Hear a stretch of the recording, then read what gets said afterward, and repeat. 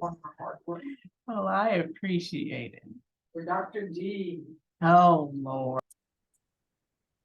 All right. Hello, everybody. I'm Dominique White, Senior Associate Director for Access and Accommodation Services.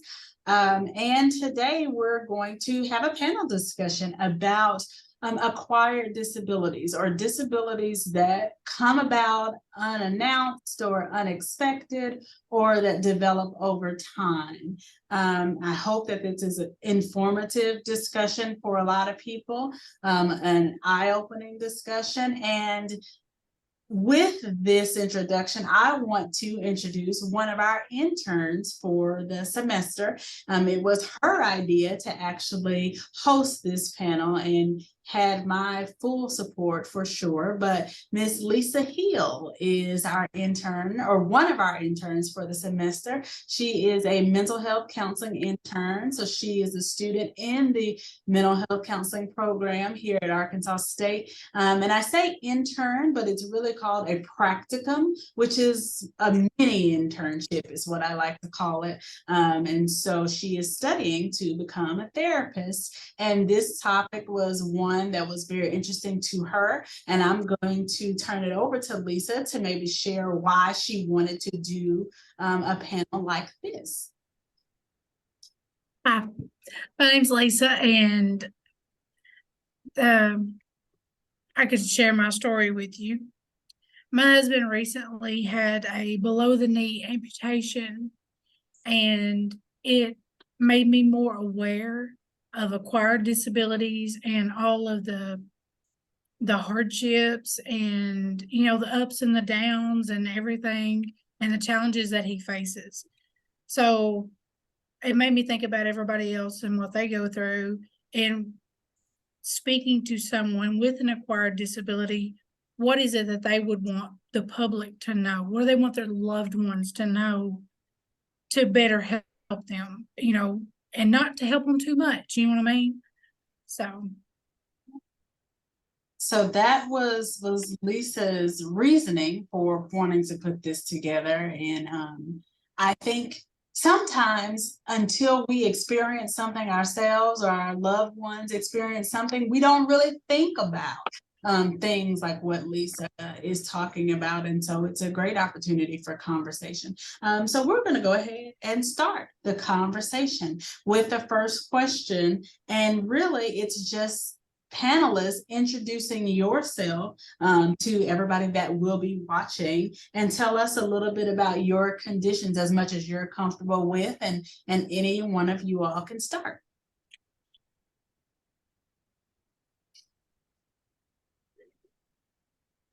Okay, I'll start. My name is Lee. I'm an advanced undergraduate, so I'm graduated, taking some classes in between graduating and going on to the next chapter of life with my bachelor's in English. I have ADHD, which I was born with, and I have a physical disability. I don't have a diagnosis. It's just chronic pain, impacts things like walking and like walking even like short distances around the apartment sort of thing. Hello, my name is Tennille Hill, and I am a graduate student in the Family Nurse Practitioner program here at Arkansas State. I transferred from the University of Texas, Arlington, in which I was in their FNP program. And when I came to Arkansas State University, one of the first questions that I asked them is about their disability and accommodations program.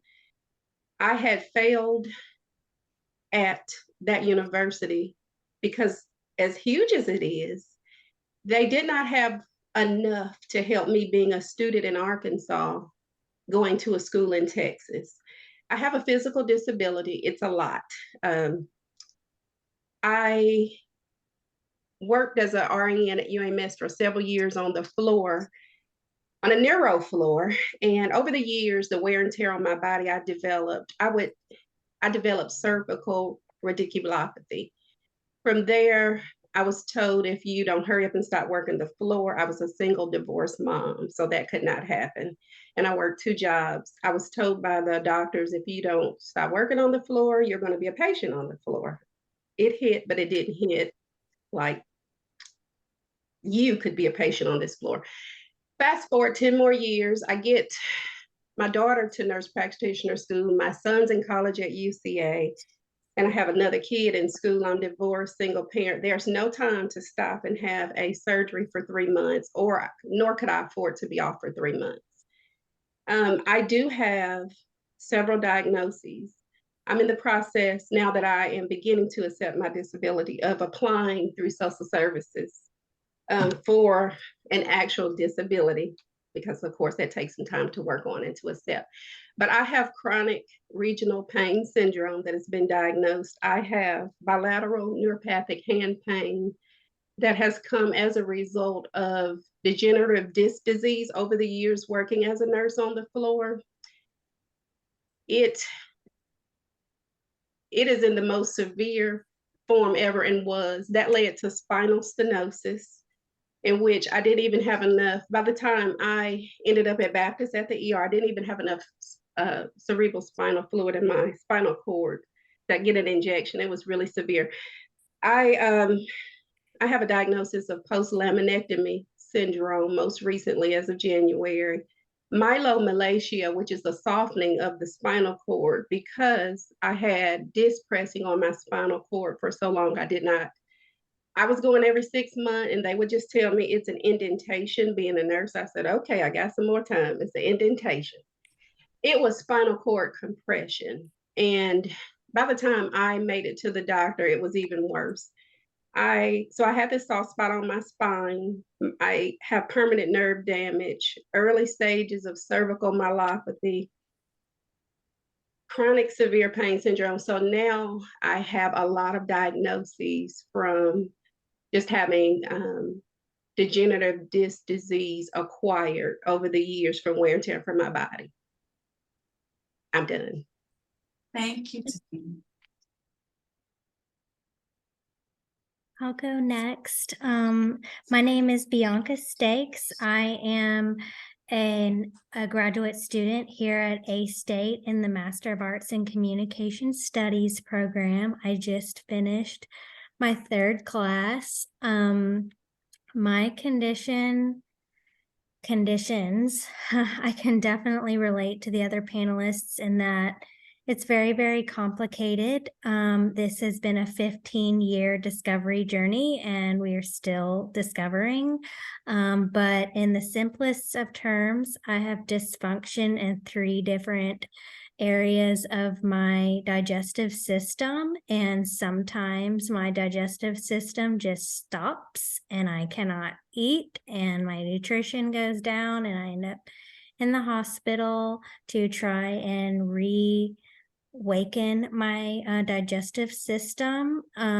These issues and my diagnoses have changed and evolved over the years, from paralysis in my digestive system to dysfunction to just a bunch of different things, but that has ultimately led to central sensitization syndrome, which essentially is chronic pain, and it means that my body doesn't always interpret sensations correctly. Like sometimes a pleasurable sensation like a cool breeze would be painful for me or something like that. And just like many chronic conditions, this has weighed very, very heavily on my mental health. And so I have a variety of mental health conditions, including PTSD from 15 years in and out of the hospital throughout my developmental years. It's a very unique young adulthood that I've lived. Sometimes also, since some of my digestive dysfunction is in my pelvic muscles, it affects my bladder and also affects my legs. And sometimes I have leg pain and chronic fatigue. And so that is pretty much the simplest way I can describe it. So I really appreciate being here today. Thank you.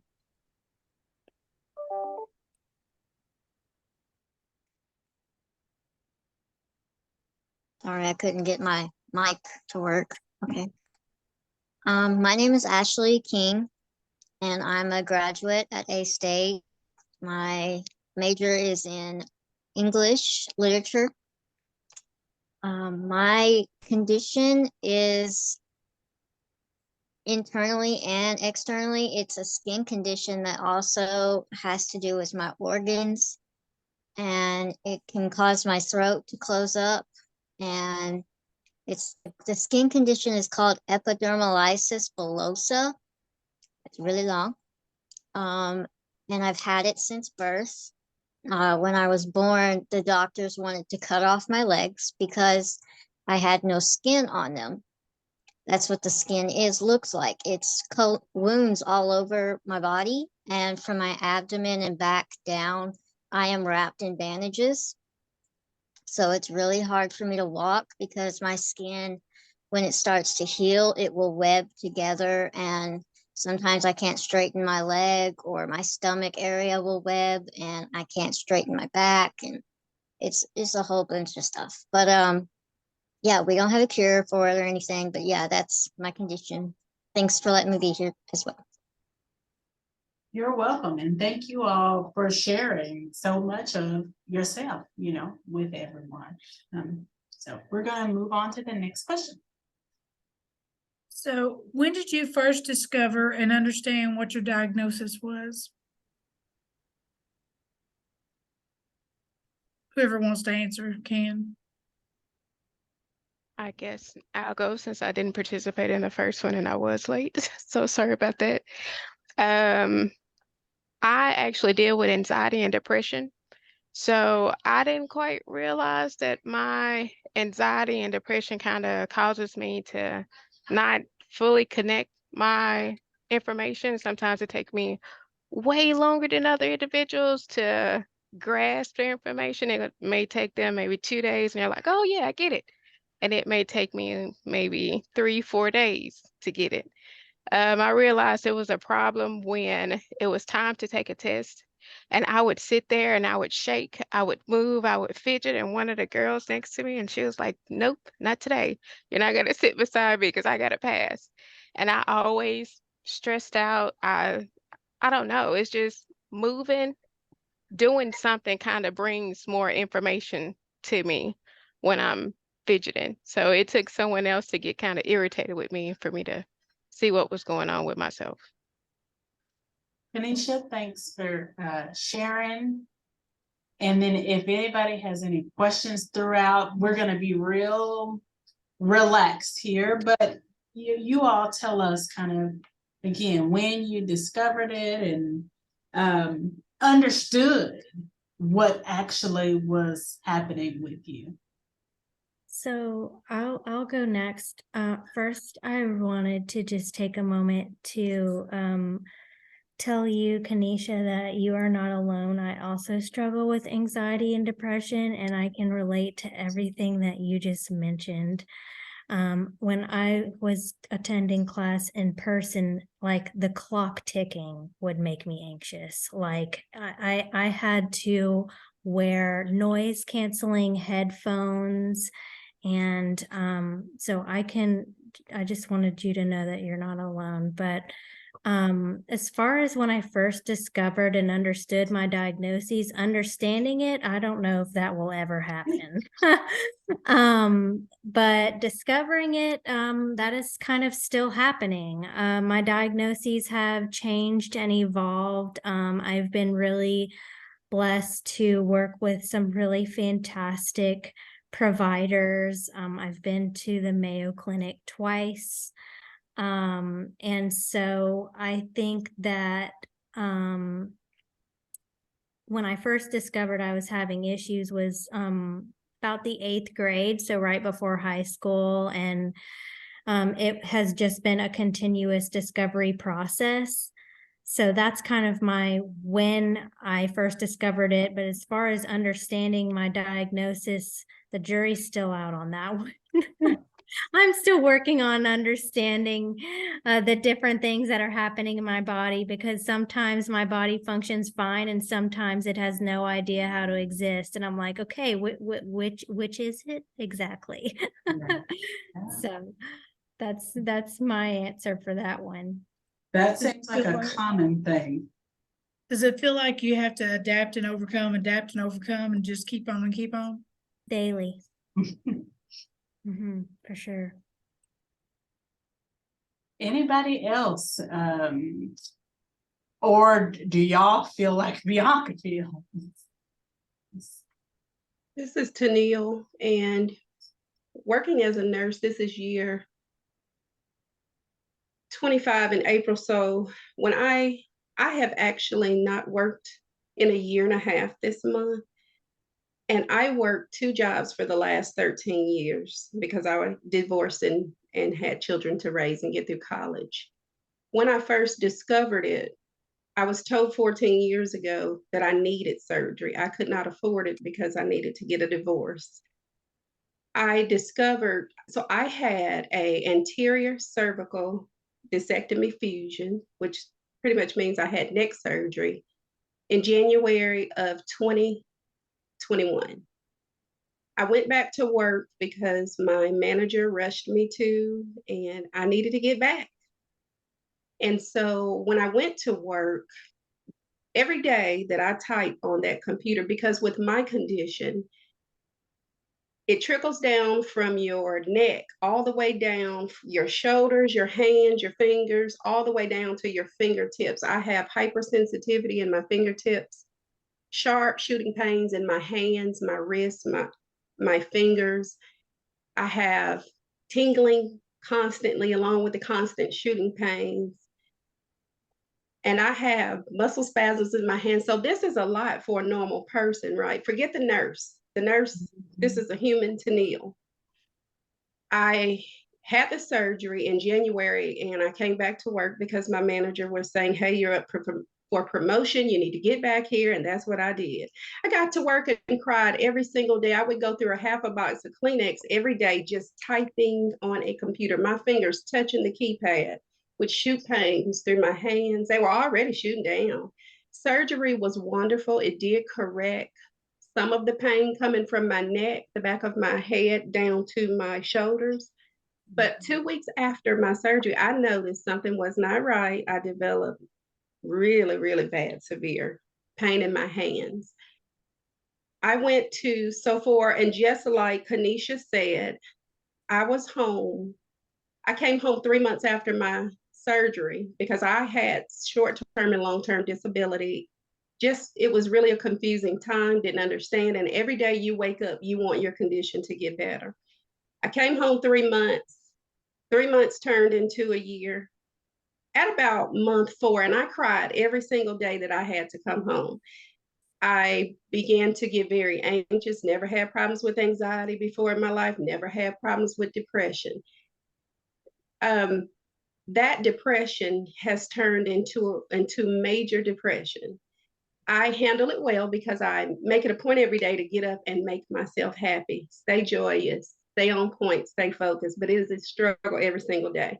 When you have chronic, severe, terrible pain like I have all day, and there's no medicine out there that helps, along with all the other conditions, when I discovered this, nobody had a diagnosis for me, a complete diagnosis. I spent 2 years hearing this and that and that. January 30th, when I called Miss Dominique boohooing my eyeballs out because I had gotten so behind in school. And this course that I'm taking, there's no getting behind. You fail it, you back up, you don't graduate for the next year, you have to pass it. I called Miss Dominique boohooing my eyeballs out because I just walked outside of a neurosurgeon's office that finally told me a diagnosis. He told me, in addition to everything else you have developed post-laminectomy syndrome, and you're going to need 2 more surgeries.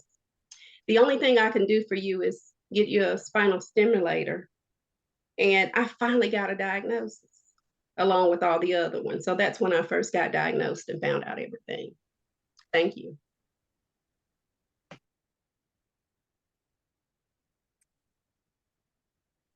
I I also remember calling Dominique crying because I was failing my classes. So I can for sure relate to that.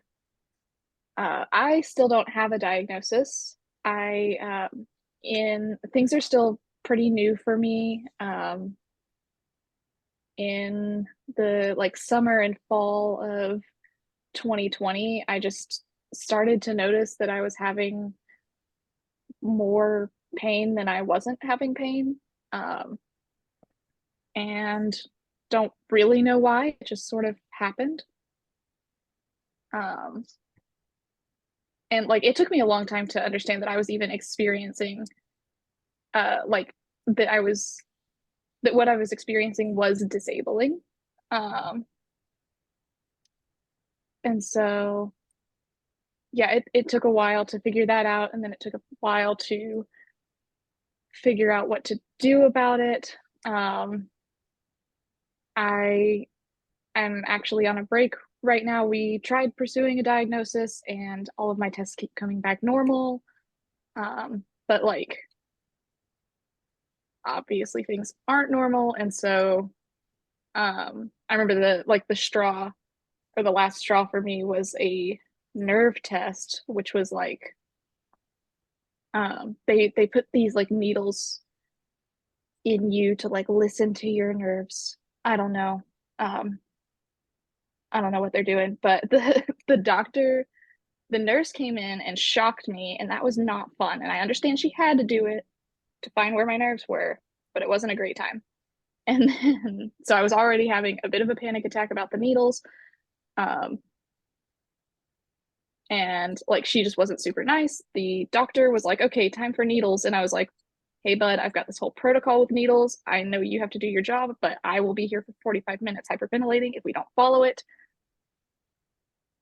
And he did not listen to me. And we were there for 45 minutes with me in hysterics. So that's when I was like, nope, we're fine. We're good. We're taking a break to figure out what that was. But I do understand my symptoms. They haven't really changed all that much in the last year or so. They did for a while, but I at least know what to expect now.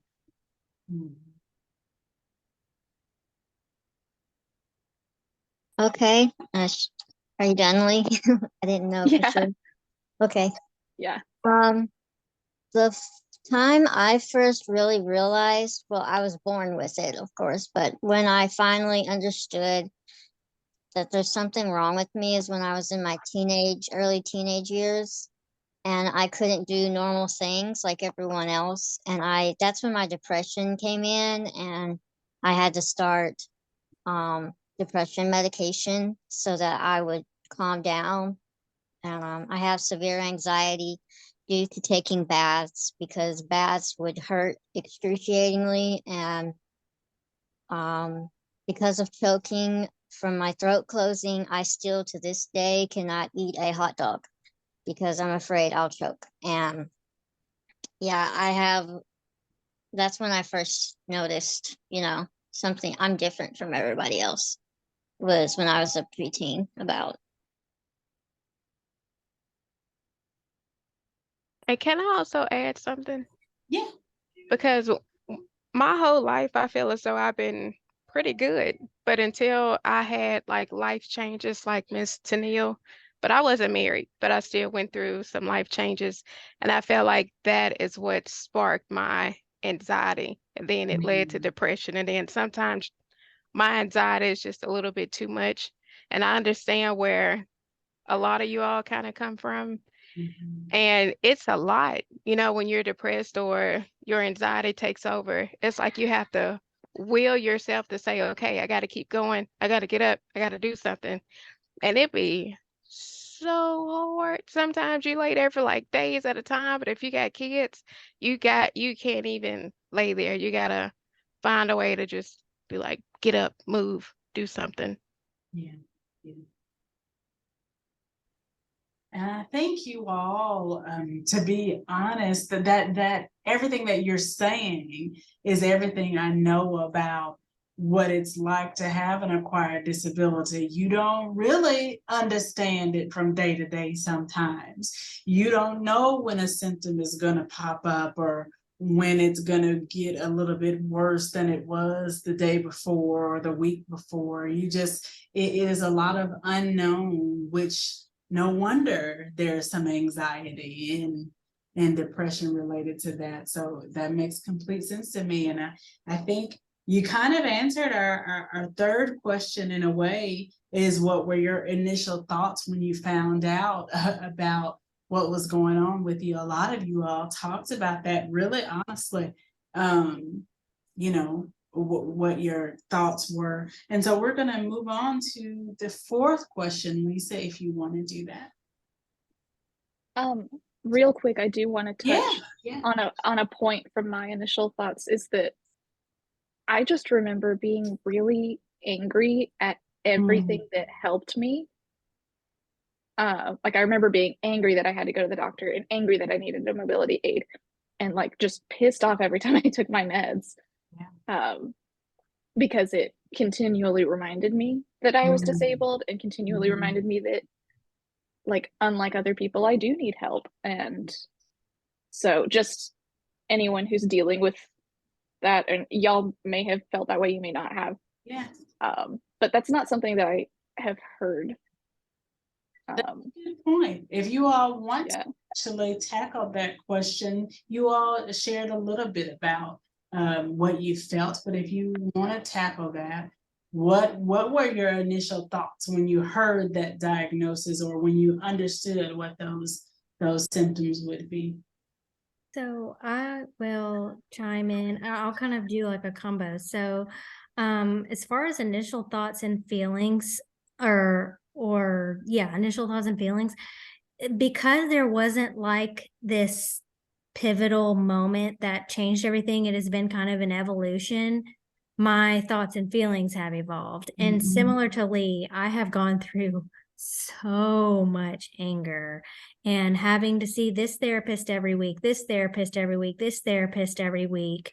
And, you know, it takes time and it takes so much effort. A lot of times I'll say that my condition is my other full-time job and you don't get PTO. And so, you know, and it has greatly impacted my school experience because out of the 3 terms I've been at A-State, 2 of them have had hospital stays.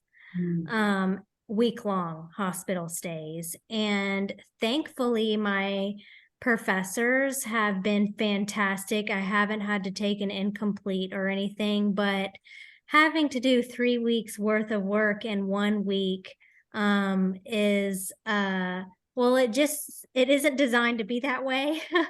And I just went through that. So Friday being the end of the term was just so exciting for me because I had like 3 papers and 2 discussion boards and all this stuff. And I just desperately didn't want an incomplete because I was like, no, I want my 10 days off. And I fought for it. And thankfully it worked out. I had just enough strength to handle it. But, you know, so it's affected my school experience in that I feel paranoid a lot about working ahead because I don't know when it's going to happen.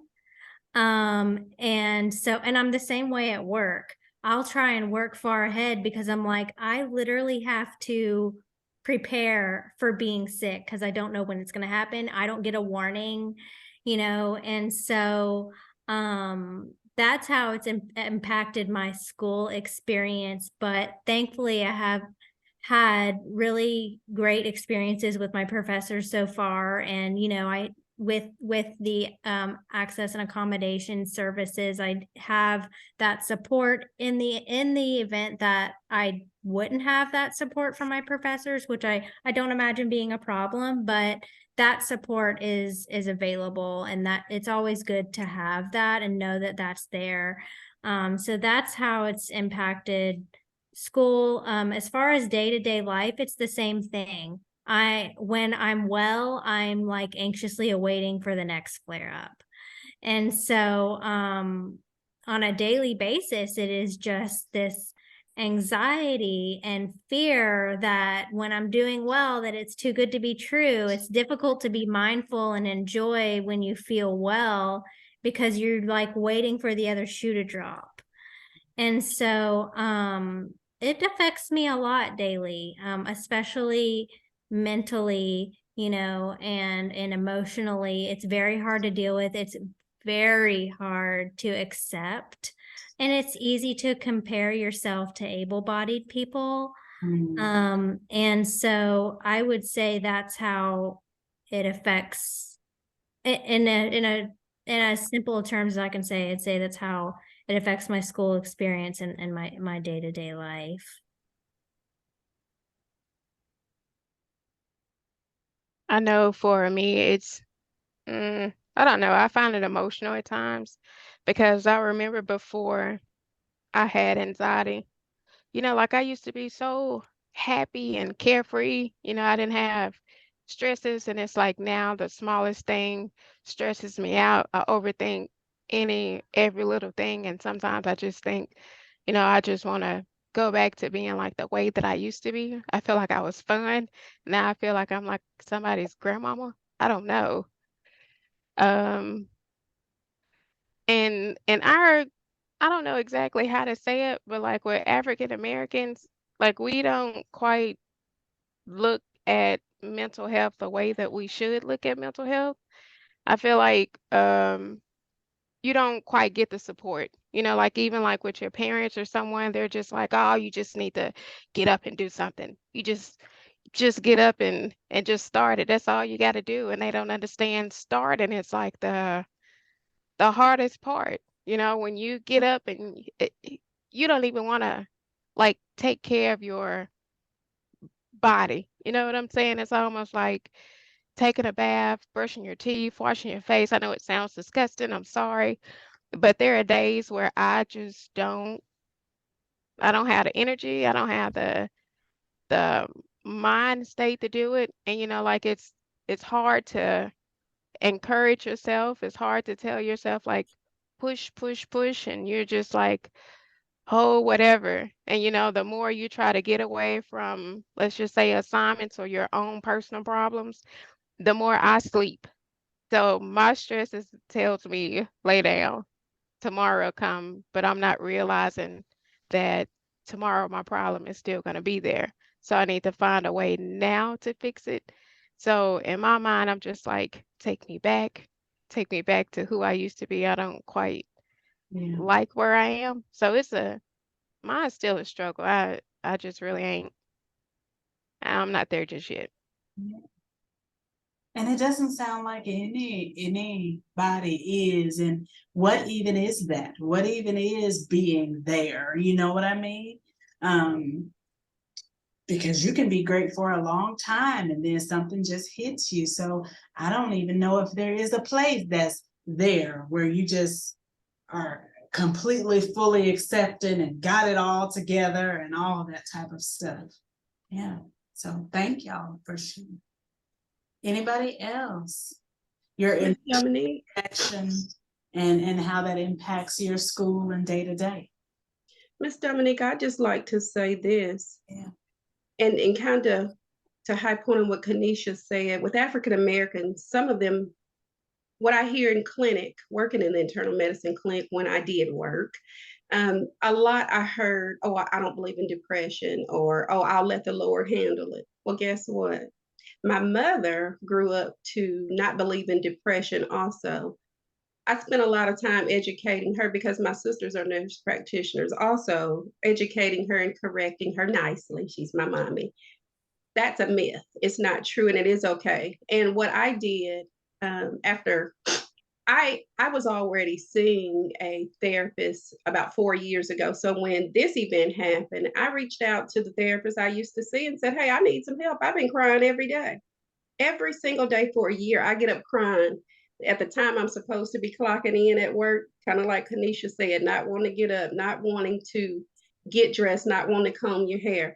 Then when these hands did not allow me to comb out my own hair, my natural hair is really coarse. I can't do my hair anymore because my fingers hurt, my hands hurt. And I have to grip a special little brush to find a way to pat my hair back. So sorry if you guys see me doing this. It's about much as I do without my hands killing me. But depression, I made it a point to prove to my mother and openly still tell her, no. I reached out to a therapist. I got enrolled in therapy immediately. About 6 months ago, I decided that I was sinking. You know, what I heard was told by my neurologist is you're over a year out. You've got to accept this. You're listening. You hear us, but you're not accepting and still haven't.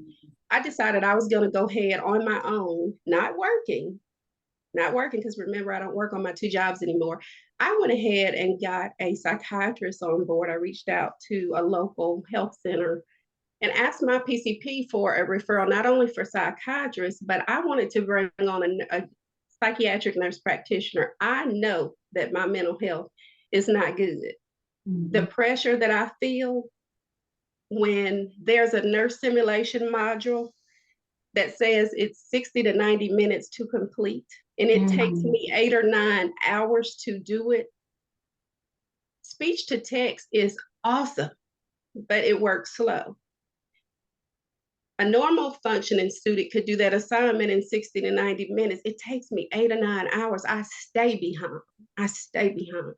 I'm chasing my own tail. So that caused me to start feeling like maybe I don't belong here. But remember, I attended a university that told me students with disabilities, in a sense, you'll have to reach out to a provider in your state or services in your home state in Arkansas because we can accommodate you. But it was nothing near to what I'm getting here. So I've withdrawn once, I've withdrawn twice, I've dropped out the 3rd time. When I came to Arkansas State last August, I just needed some sense of hope that I could at least make one semester and prove to myself that even with the disability and anxiety now that I didn't have in depression, that I could do this. I'm not normal and I can't do things that normal students do, but the depression got worse. So I reached out and got these mental health people on my team. I can't afford it. The copay is $25 a week per person seeing them. No job. I'm not earning any money. I can't afford it, but I need it. I need it. So I really, really, really loved what I heard Kanisha say, as well as Bianca, because you guys, all of this is overwhelming. So.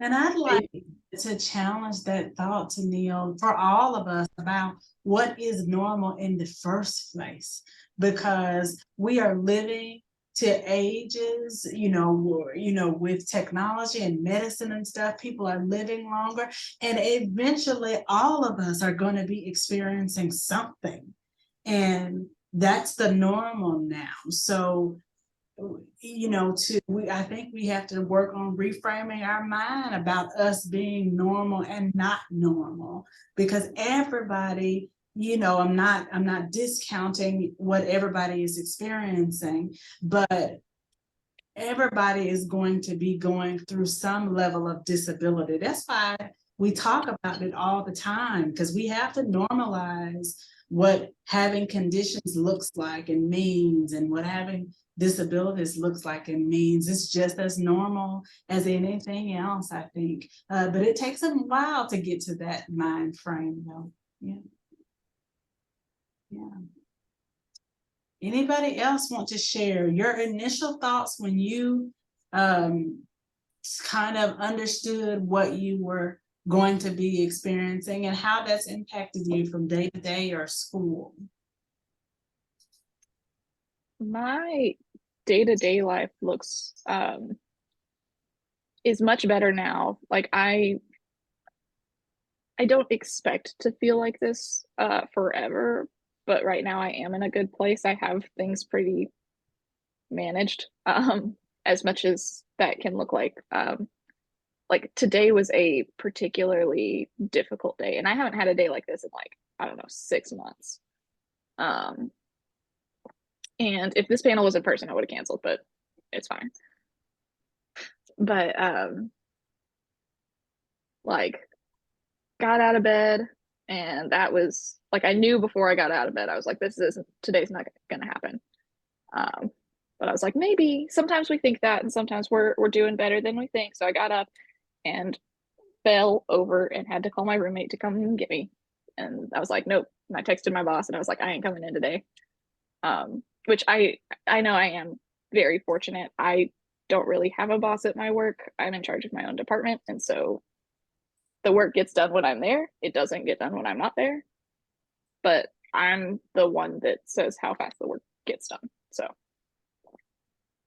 and my boss, supervisor, whatever, doesn't know anything about my job. So if I tell her it's taken 3 weeks to do this part of it, she don't know. You know.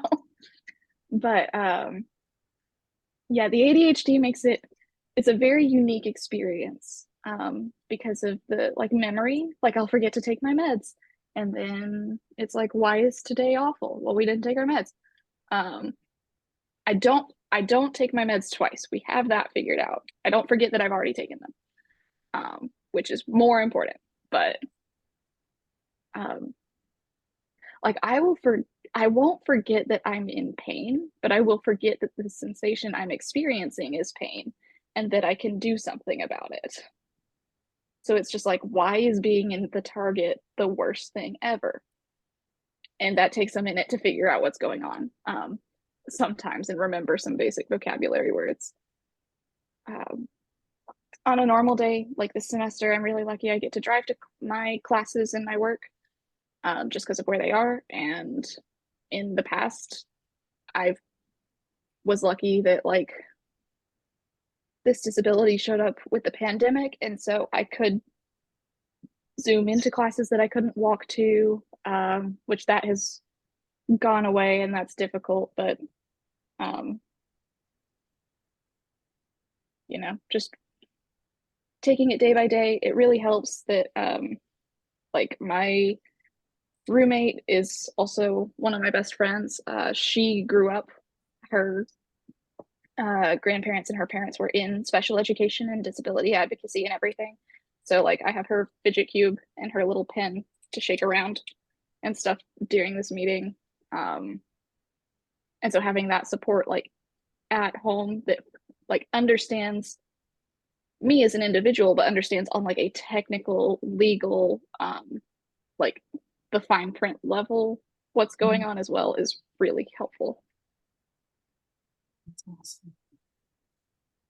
Ashley, you want to chime in here before you move on about just, you know, what were your initial thoughts? I know yours is something you're born with, but you experience those symptoms regularly. What were your initial thoughts when you really kind of figured out what was going on, and how does that impact you from day to day with school or life? Well, I am 32 years old this year, and this is my first time living alone. I last semester is when I moved out, and I've actually had worse panic attacks because of it. I guess I'm just not used to being alone. But yeah, my condition has limited me in a lot of ways. And, you know, it's just the anxiety of, am I going to mess this up? Am I going to have to go back home? Is my school year here over? Things like that. And it's stressful, and it is frustrating. It's makes you mad as a, you know, as a young child. And I was about 11 years old. I thought maybe if I'm not here, it'd be better for my parents, because I have to have tons of bandages and things to take care of my condition and medication. And it was a lot just for a kid to think, you know, maybe I shouldn't be here. It was pretty impactful on me. And yeah, that I'm the oldest as well between my 4 siblings. And my parents were kind of like how y'all have described some of your parents. My parents told me, you got to get up and you got to take care of your sisters, get over yourself. you can't sit here and just whine. So that's kind of how it was. So I resonate with you ladies. Thank you. We've had a lot of discussion today. We've got a lot of good discussion. I'm gonna actually throw the last question to Lisa. We're gonna skip down a little bit to 10, because I think some of y'all answered some of the questions within questions. That's how free flowing it's been, I think, hopefully. So Lisa, I'm gonna let you skip down a couple questions to 10. Okay, is there anything else y'all want people to know, like that you want to share? To know what it's like living with an acquired disability or an disability that you're born with? I'll go. So first and foremost, it's been really comforting. Not that I would wish any sort of challenges on anyone, but being around people who understand is really comforting, because unfortunately having limitations can be very isolating. It hurts my heart that some people on the call have had challenges with family support, because my family support, I would not make it without it. I'm actually staying at my parents' house right now. I also, usually live alone. But it does come with challenges, because when I have an episode and I'm too weak, I mean, I need help washing my hair, taking a bath, fixing food, just basic things. And I want people to know that just because you have to do things differently doesn't mean you can't do them at all. And sometimes I feel like people who don't have experience with this, whether it's firsthand or secondhand, like they're just by default not really aware because they haven't been exposed to it. And so I think intentionally educating yourself and realizing that people who live uniquely are still worthy of spending time with. It may look different. We may have to cancel 5 minutes before we were supposed to show up, but I just think that I would love to see more inclusivity of differently abled people, especially in different areas, when you're trying to build friendships, whether it's at church or at school or at work, or maybe some sort of community involvement. People with limitations might not be able to do a 5-hour volunteer shift, but hey, I can come for an hour. Is that okay? And so I feel like flexibility that we have to have is something that I really hope that people can realize, because I feel like I have so much love to give, but not always many people to give it to, because it looks differently. Spending time with me might be hanging out and watching a Hallmark movie as opposed to going out and having drinks or something, that's more active. And so I just want to share that I think these opportunities to have open conversation are just blessings, because one, it's not going to get better if it stays in the dark. We have to bring it into the light and talk about it. Even though, like, when I saw the questions, I was like, whoa, that's personal, and I was like, I'm not sure just how much I'm going to be sharing, but I feel like we've had an open conversation that can contribute to, I mean, if you're not exposed to it, you might not understand. And I think that's with many things.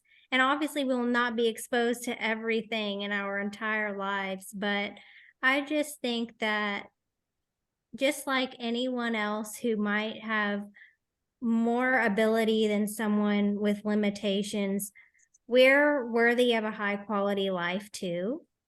And maybe that means doing things a little unusual, and our normal might look different than the status quo. And we might be okay with that or used to it or whatever. But I think if people would be more open-minded to doing things differently, we would have a lot more inclusive place. But I'm super grateful to have been here and heard everyone's stories and share a little bit about mine. These opportunities don't always come, and when they do, I think it gives purpose to our pain if we can make a difference. So anyway, that's all I think I have to share. Thank you. Thank you. That was really good. My advice, oh, sorry. What I had written down is a little more prescriptive, I guess. Maybe not prescriptive, but a little more like, I don't know. I went a different direction, but that's okay. Mine, and I came across this online. This doesn't really apply. I'm gonna do it anyways, but it doesn't apply all that much to my situation, but I know it does to others, is to have like a binder with you. Not on your person all the time, but when you go to the ER or a new doctor or whatever, they, especially with me without having a diagnosis, and I know a lot of us seem to have like invisible disabilities, it makes people take you a little more serious when you show up with all your prescriptions and all your after visit summaries. Here, read it. You know, like it, even if they have it on file, you seem less like, or other people who have talked about it on the Reddit have said that has made a world of difference in how they're taken seriously. And the second step, I guess, for that for me is I was like, I knew about this, but I was so surprised the number of people that just don't listen and like just don't believe that what you're saying is true. Even like my mom tries really hard and she believes me, but she always believes it's an isolated incident. Like every time I tell her I'm just having a bad day today or whatever, she is like completely shocked that that is still going on and recommends an oil, which is her way of trying to love me and make me better, but it's not super helpful. Yeah. And then the last one is also tied to that, is like, I haven't given up because she is trying, but I know that asking my mom to drive me to a doctor's appointment probably will not be my first choice. I'll probably ask someone else first. For that reason of having to explain why we're going and, well, we got to get that fixed, baby. Yeah, okay. That's why we're going. Maybe it might not ever be, and we're okay with that. But yeah, the surprise that, or the having to learn to set boundaries with people you're interacting with, even strangers, and being like, thank you, I don't want to go to your acupuncturist. And saying like, I understand you, that's not your lived experience. I am disabled, and we're gonna continue that conversation in that context. Advocating for yourself and setting healthy boundaries are hard, especially with, I know a lot of us have said anxiety, and I know that's difficult, but yeah, that's my takeaway for anyone experiencing that. Also, if you have a loved one, ask them how to help and then do that. And then don't do anything else. The end. Also, so excited to be here. It was lovely. Thank you very much, Lee. I think, woo. Okay, so with all of us, I have understood that I have to be patient with myself. I have learned that you're your own worst critic. You're like the hardest on yourself. So I think words speak monuments. So you have to learn to speak life into yourself. You have to be positive even when it's hard. Like even for me, I write and I know everybody's probably not a Christian. And if you're not, I apologize.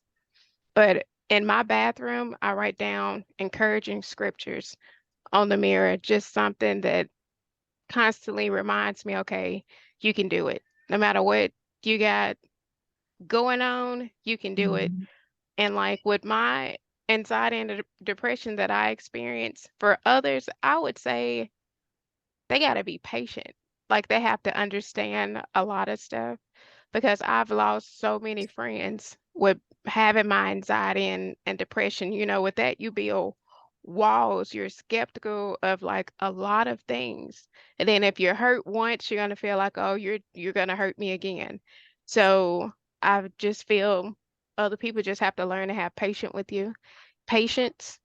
And a lot of times I don't have company because my house is junky.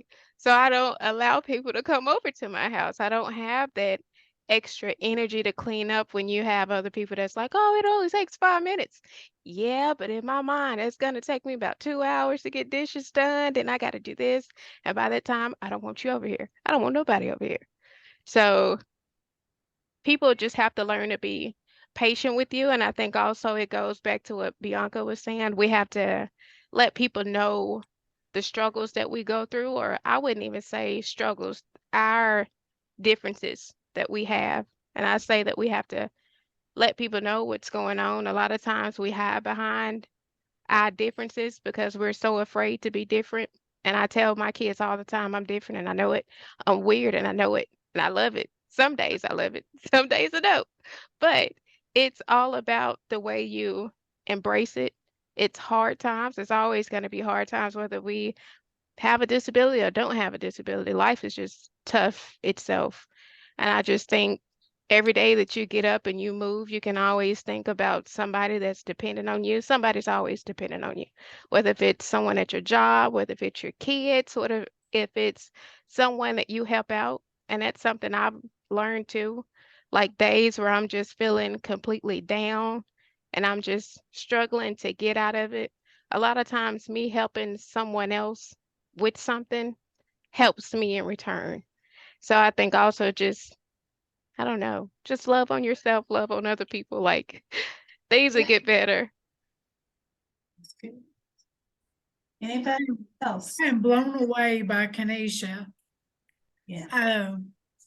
Seriously, I had agoraphobia for 7 years where I couldn't leave my house. And so the anxiety and the fear, yeah, I used to write scriptures and put them all around my bathroom mirror and say them to myself. So, girl, I get you. I totally get you. I actually wanted to comment on that too because and I know I already went, but I very heavily lean on the grace of God. Let me tell you what, I don't know. I wouldn't make it. I wouldn't make it. Yeah. Anybody else? This is Tennille, and I will say that this has been the most challenging week. This has been the most challenging weekend that I've had ever. The deadlines were Friday for school. I don't get to push a button and turn on my hands and my body and make it go. And what I allowed myself, I told myself I'm going to allow myself room to know that it's okay and I'm proud of me. I still have a deadline by midnight tonight that I may or may not make. And what I came to terms with, instead of spending my weekend crying, boohooing, being down and depressed, I switched in normal me mode. The deadline's here, but I know that I have put forth my very best effort, 150%, and I am okay and very proud of myself, regardless of how this grade turns out. And it is okay if I have to repeat this course because I don't allow people in my house, and my friends don't say the word disability or impairment. They're not allowed to say those two words to me because we try to take that with a twist. In turn, with all this frustration and grief, because I am grieving. I've been grieving for a year and a half to 2 years about what's going on with me. I started volunteering. I took that opportunity to volunteer with one of my best friends who is going through breast cancer, the treatments, the double mastectomy. I started attending her chemo treatments that occupied my first year. I wanted to turn my pain into helping her so that I can distract myself. When there's no medicine, nothing out there to help me, and I hurt constantly, I had to find a way to turn that pain into something good, to keep my mind good and my spirit good. So what I did is I started volunteering for her with her breast cancer, and then I signed up to be a volunteer through Arkansas Alzheimer's, the Arkansas chapter here. I don't want to do anything that involves hands, and I do have someone that comes to the presentations and works the PowerPoint. Again, I don't want to touch anything. I can barely get my schoolwork done, but my mouth still works. So what I want to share today is, even though we have a lot of challenges, it's okay to pamper yourself, tell yourself that you're so proud of you. I think whether or not we had some impairments or not, it's this thing called life that we still got to get through, you know? And whether or not you have obstacles in front of you, life's still going to happen. You just have to figure out how to make lemonade out of the lemons, is what I always say. So focus on what you can do. And that's what I tell my instructors. This school, Arkansas State University, has been so phenomenal, amazing, so comforting, so soothing to me. Miss Dominique, you and your staff have been so wonderful. Students like us won't make it without you. I attended other colleges and I didn't make it because they didn't have what you guys have, and that's something special here. Cheering us on, encouraging us. As you can see, we deal with a lot of physical, but we deal with a whole lot of mental. And the mental starts from the minute you lay down at night. If you lay down, I don't sleep at night because of my pain. I don't sleep. I sleep rarely and limitlessly.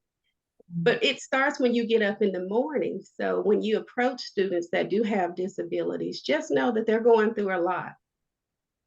I am very grateful for every day that I get up and I can take care of myself. There's some days I can't touch the steering wheel of my car and drive. There's some days I can't even clean my body with a washcloth because my hands are so painful. And I know Miss Dominique is tired of me because Miss Dominique, what do they do with people who have trouble with their hands? What do students do?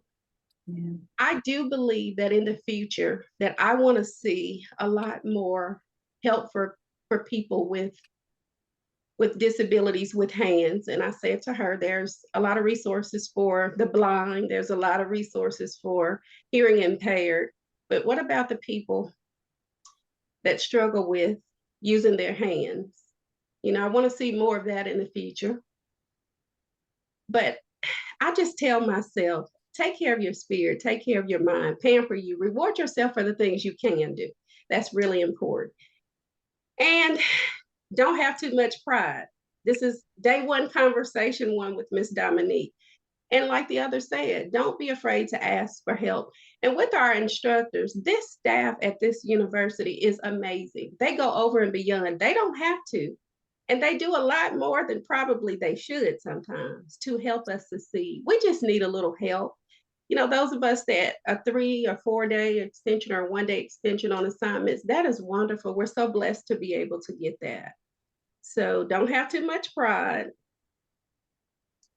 And don't be afraid to ask, like the other says, don't be afraid to ask for help. I struggle with that so bad. So what I want to say to those of you that are watching this, just know that we go through a lot and we just sometimes need somebody to listen to us and help us. This accommodations and abilities access program here, you guys have done that. You guys are amazing. And I want to thank you, and thank you for allowing me to speak today. Thank you. I'm just gonna say kind of what everyone else has said, that this isn't the end result for us. So don't just give up on yourself. I've done that a lot where I'm just like, I'm tired of it. I don't want to do anything. Don't want to move. Just leave me alone. But just take it day by day. And like Taneely said, Mrs. Hill,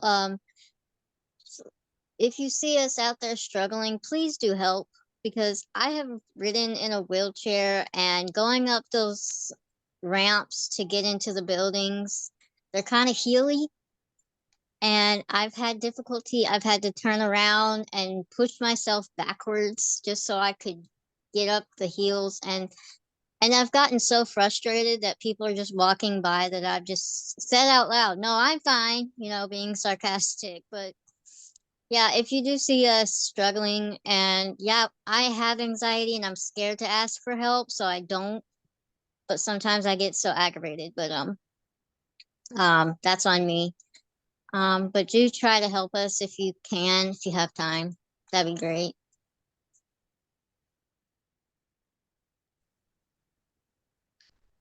I'll let Lisa close us out, but I just wanted to say thank y'all for participating and for answering some of these tough questions that some of you all I know are still processing and trying to figure out, and that I'm so proud of all of you all. I've had individual conversations with everybody, I think, and sometimes we forget to give ourselves grace and forget to pat ourselves on the back. But I think Tennille said it greatly. Celebrate where you are, because did you ever think you would be here in school trying to accomplish your dream and live out your dream and really making it happen for yourselves? And that's what you're doing. And so you got to celebrate every win you have. And so thank you all for being here, and just kind of showing up for yourselves every day. And I'm going to turn it over to Lisa. I appreciate y'all being here. I have learned so much, and I am so amazed by every one of you. The power, the strength, the drive that you have to get up and do what you do. You are an absolute inspiration to me. And I'm so glad I got to meet all of you. So with that, we're going to close it out, you guys. Thank you so much. Email and let me know how you think this went. I know Bianca was talking about other events that you'd like to see, things that you'd like to see in terms of programming. Email me that too, because if y'all want to see it, we're going to try to make it happen. So, but otherwise, y'all have a good evening.